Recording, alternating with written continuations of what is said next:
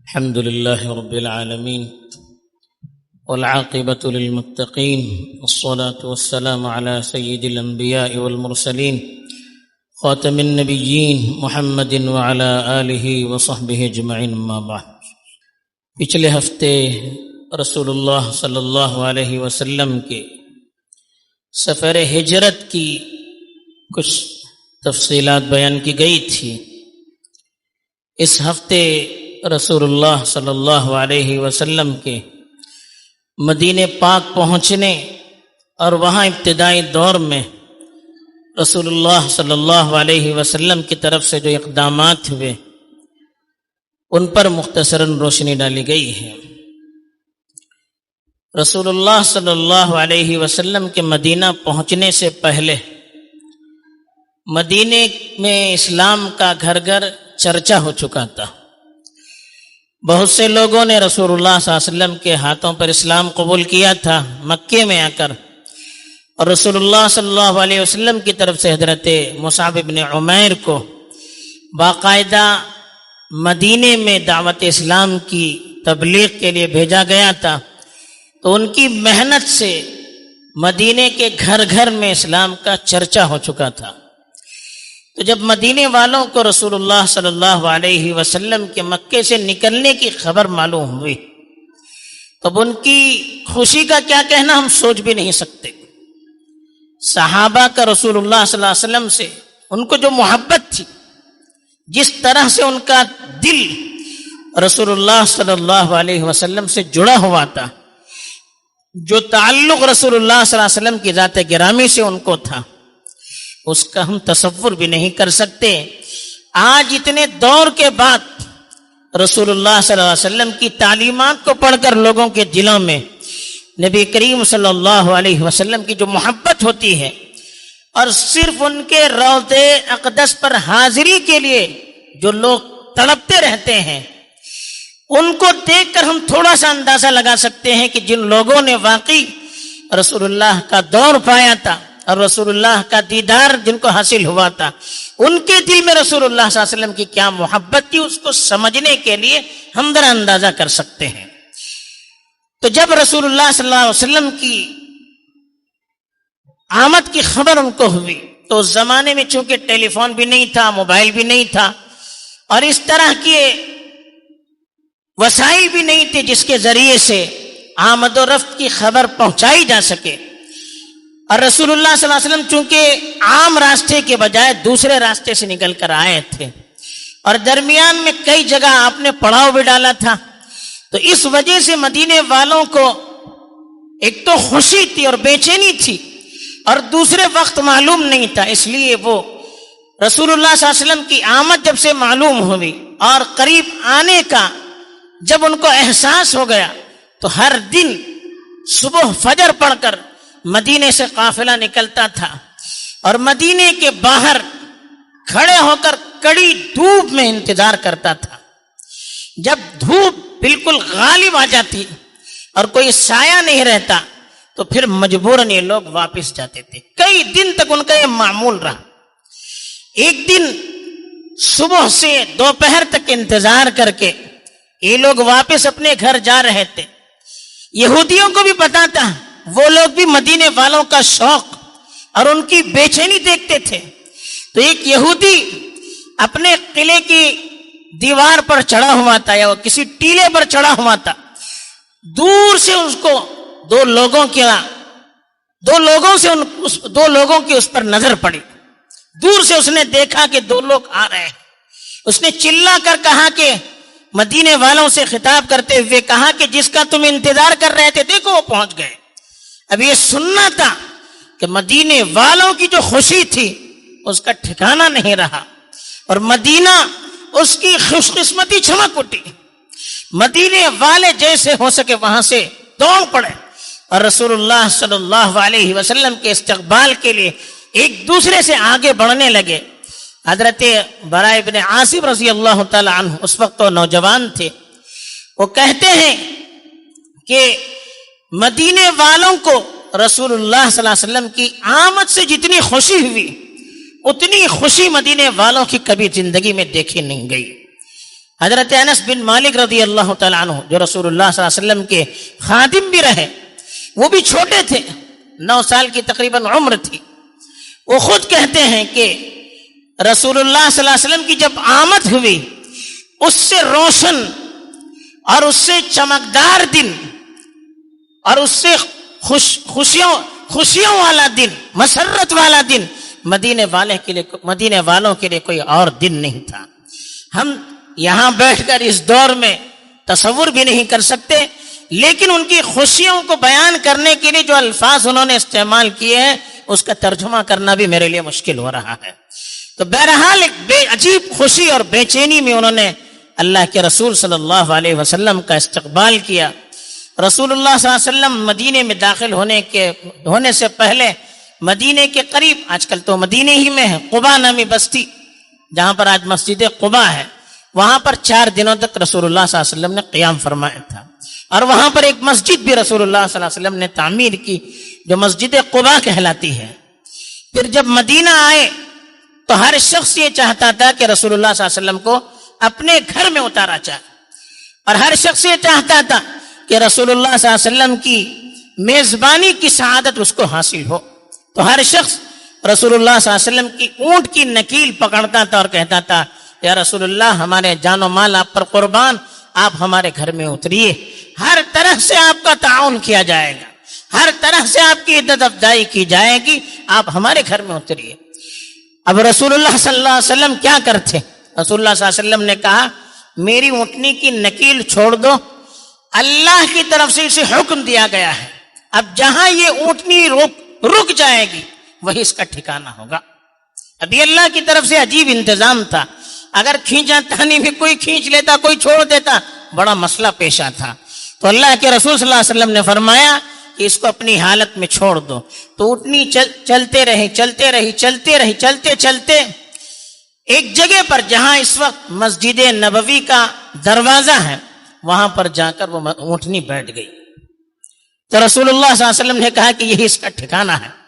اور خوش قسمتی دیکھی حضرت ابو ایوب انصاری رضی اللہ تعالیٰ عنہ، ان کا مکان اس کے سامنے تھا. وہ خوشی سے جھوم اٹھے، فوراً گئے اور رسول اللہ صلی اللہ علیہ وسلم کا سامان انہوں نے اپنے گھر میں رکھا. اور اس طرح سے رسول اللہ صلی اللہ علیہ وسلم کی میزبانی کی کہ ہم سوچ نہیں سکتے. وہ کوئی بڑے مالدار صحابی نہیں تھے، کھاتے پیتے گھرانے کے تھے. چھوٹا سا مکان تھا، ایک چھوٹا سا اوپر ایسا، چھوٹا سا نیچے، ایک کمرہ اوپر ایک کمرہ. انہوں نے رسول اللہ صلی اللہ علیہ وسلم سے کہا کہ آپ اوپر جائیے، ہم نیچے رہیں گے، اس لیے کہ ہم نہیں چاہتے کہ ہم اوپر رہیں اور آپ نیچے رہیں، تو ہمارا دل اس کو قبول نہیں کرتا کہ آپ کی کہیں آپ کی بے ادبی نہ ہو جائے. لیکن رسول اللہ صلی اللہ علیہ وسلم نے کہا نہیں، میرے پاس لوگ آتے جاتے رہتے ہیں، میں نیچے رہوں گا، آپ لوگ اوپر رہیے. تو 7 مہینے تک رسول اللہ صلی اللہ علیہ وسلم ان کے گھر میں رہے، مہمان بن کر رہے، اور انہوں نے ایسی آؤبھگت کی کہ ہم سوچ نہیں سکتے. پھر رسول اللہ صلی اللہ علیہ وسلم نے سامنے جو جگہ تھی، ایک کھلیان تھا کھجور کا، جو یتیم بچوں کی زمین تھی، سہل اور سہیل ان کا نام تھا. اللہ کے رسول صلی اللہ علیہ وسلم نے وہ زمین مسجد بنانے کے لیے ان سے خریدنا چاہا.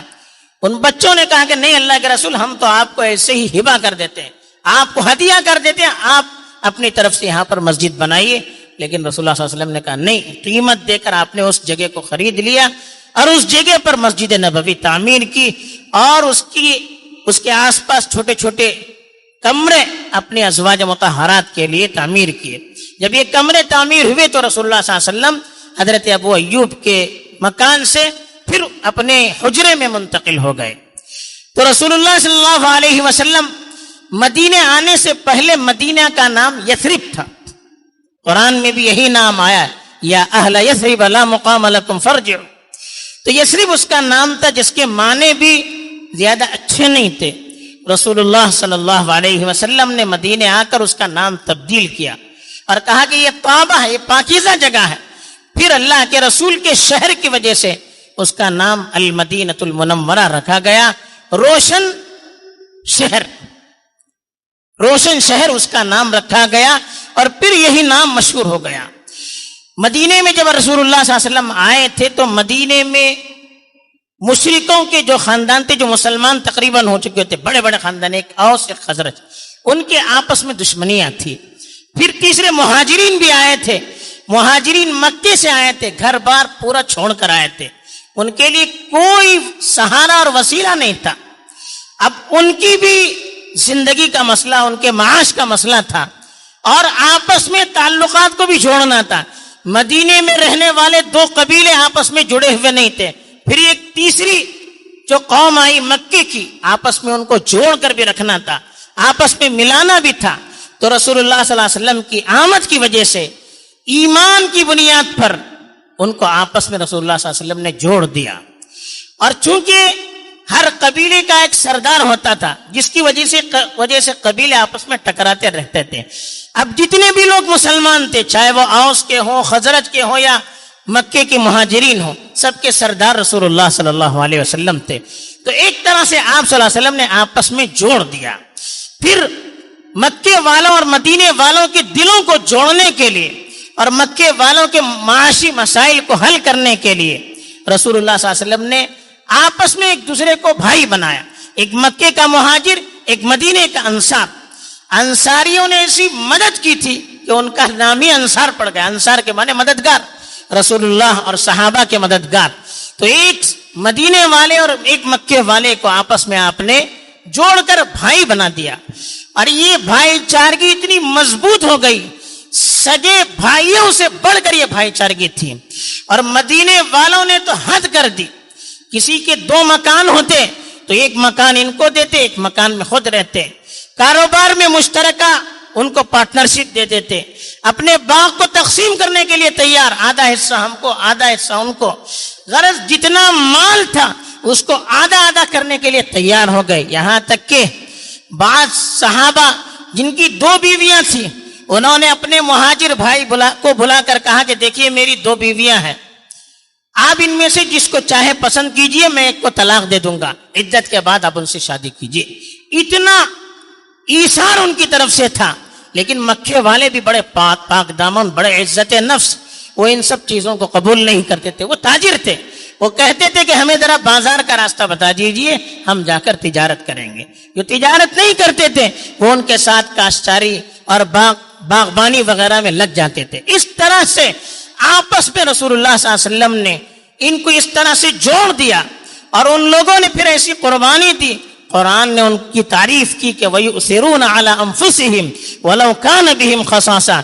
یہ مدینے کے لوگ مکے والوں کو اپنے اوپر ترجیح دے رہے ہیں, اپنے سے زیادہ ان کی فکر کر رہے ہیں, اگرچہ خود کا نقصان ہی کیوں نہ ہو, خود نقصان میں رہ کر سامنے والے کو خوش کرنے کی کوشش کرتے تھے. یہی وہ بھائی چارگی تھی جو عالمی بھائی چارگی کا ایک سبب بن گئی. سارے مسلمانوں کو قرآن میں کہا انما المؤمنون اخوہ, کہ مومنین آپس میں بھائی بھائی ہیں. تو ایمانی رشتے کی بنیاد پر آپس میں جوڑنے کے لیے یہ بھائی چارگی بنیاد تھی, جس کے ذریعے سے پوری دنیا کے مسلمان آپس میں بھائی بھائی ہو گئے اور ان کے دل آپس میں ایک ہو گئے.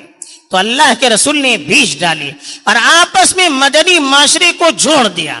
دوسری طرف مدینے میں یہودی بھی رہتے تھے, جن میں سے اکثریت ایمان سے دور تھی. اب اس وقت رسول اللہ صلی اللہ علیہ وسلم نے ایک معاہدہ کیا, اس میں سے 2 سرکولر لکھے, ایک مسلمانوں کے درمیان ان کے آپسی کیا حقوق ہیں اس کو طے کر کے کچھ اس کے اندر شرائط بیان کیے.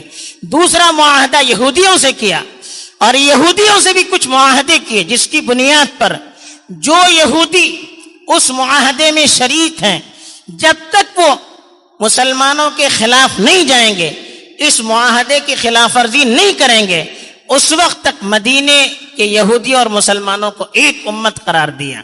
ان کو ان کے دین پر عمل کرنے کی پوری آزادی دی کہ مسلمان اپنے دین پر عمل کریں, وہ اپنے دین پر عمل کریں, اور جب لڑائی ہو تو دونوں ایک ساتھ مل کر دشمن کا مقابلہ کریں. جب مدینے پر کوئی حملہ کریں تب بھی دونوں ایک ساتھ مل کر دشمن کا مقابلہ کریں, چاہے وہ یہودیوں پر حملہ کریں چاہے وہ مسلمانوں پر حملہ کریں, سب مل کر ایک ساتھ رسول اللہ صلی اللہ علیہ وسلم کی قیادت میں دشمنوں کا مقابلہ کریں گے. اور ایک دوسرے کے کیا حقوق ہیں یہ رسول اللہ صلی اللہ علیہ وسلم نے طے کیا. چونکہ مدینے میں ابھی آئے تھے, اس معاشرے کے اندر بنیادی طور پر پختگی نہیں آئی تھی, طاقت اور وسائل مہیا نہیں تھے، اگر اسی وقت دشمن کے مقابلے میں آ جاتے اور ان کا قلع قمع کرنے کے لیے لگ جاتے تو پھر پریشانی ہو جاتی۔ پہلے آپس میں ایک دوسرے کو جوڑ دیا، پھر ماحول کو مضبوط کرنے کی کوشش کی، معاشرے کی بنیادوں کو مضبوط کیا، پھر اس کے بعد اگلی جو کارروائیاں تھی وہ شروع کر دی۔ تو جب تک یہود اس معاہدے پر عمل کرتے رہے، رسول اللہ صلی اللہ علیہ وسلم نے ان کے خلاف کوئی کارروائی نہیں کی، لیکن یہودی اور عہد شکنی ایک لازم ملزوم ہے۔ اس کے بعد پھر جو معاملات پیش آئے وہ دوسری قسط ہے، آگے انشاءاللہ اس کے بارے میں بیان کیا جائے گا۔ بہرحال رسول اللہ صلی اللہ علیہ وسلم نے مدینہ آنے کے بعد معاشرے کو بھی جوڑ دیا، سیاسی بنیاد پر، معاشرتی بنیاد پر بھی جوڑ دیا، ایمانی بنیاد پر بھی جوڑ دیا، اور اسلام کا جو معاشرتی اور سیاسی نظام ہے اس کا ایک نمونہ لوگوں کے سامنے پیش کیا۔ ہمیں اس کی روشنی میں جہاں جو ماحول ہے اس کے مطابق زندگی گزارنے کی کوشش کرنی چاہیے۔ اللہ تعالی ہمیں توفیق دے۔